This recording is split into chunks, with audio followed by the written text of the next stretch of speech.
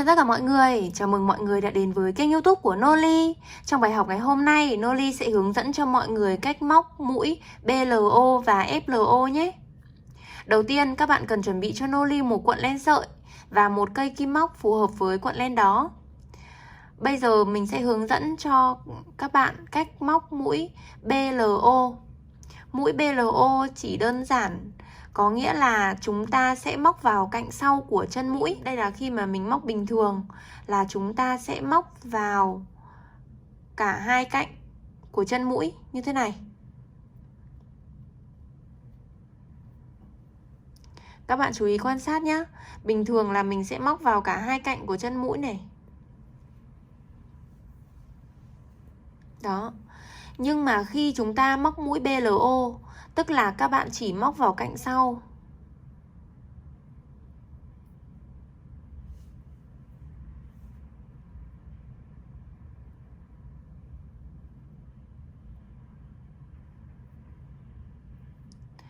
Mình sẽ thực hành cho các bạn quan sát.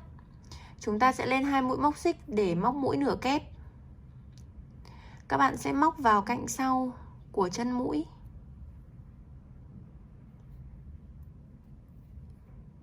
Rồi chúng ta sẽ móc mũi nửa kép bình thường.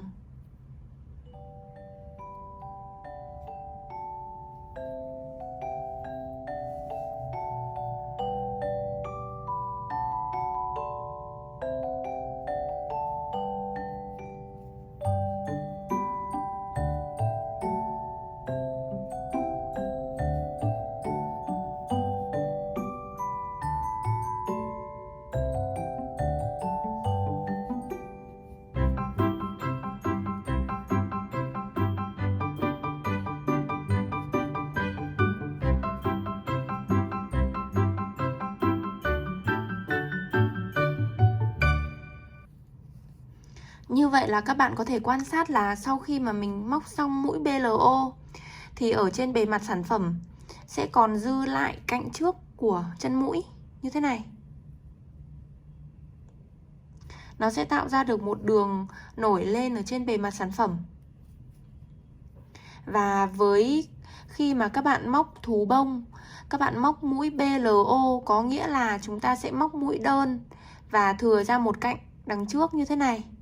Thì thường là chúng ta sẽ dùng cái cạnh như thế này để chúng ta sẽ thừa lại một cạnh này, để sau khi chúng ta móc xong thì các bạn sẽ dùng cái cạnh này để móc tiếp, để gây tiếp những cái mũi móc khác. Ví dụ là làm phần thân của con búp bê thì mình sẽ lấy luôn cái cạnh này để làm váy. Đó. Như vậy là mình đã hướng dẫn xong cho các bạn cách móc mũi BLO. Tiếp theo mình sẽ hướng dẫn cho các bạn cách móc mũi FLO nhé. Thì chúng ta sẽ sử dụng tiếp cái tấm móc này để chúng ta sẽ móc mũi FLO. Các bạn sẽ lên 2 mũi móc xích, sau đó chúng ta quay lại. Khác với mũi BLO, ở mũi FLO các bạn sẽ móc vào cạnh trước.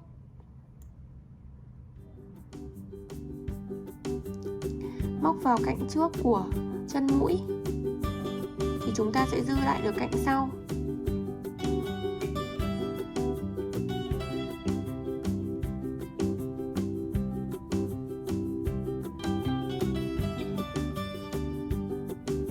Các bạn thực hiện. Chúng ta sẽ móc vào cạnh trước này.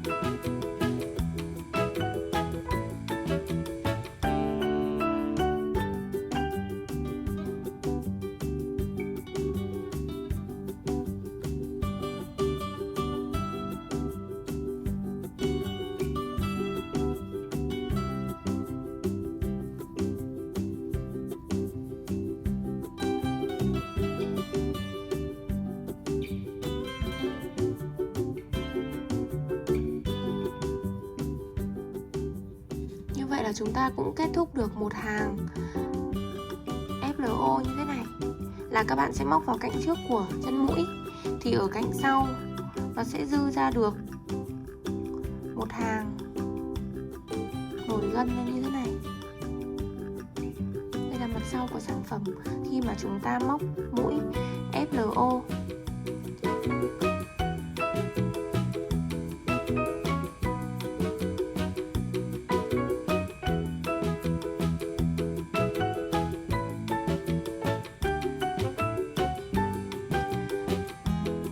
Ấn like và subscribe kênh YouTube của Noli Handmade. Bấm vào biểu tượng quả chuông để là người sớm nhất xem được video mới nhất của Noli. Bye!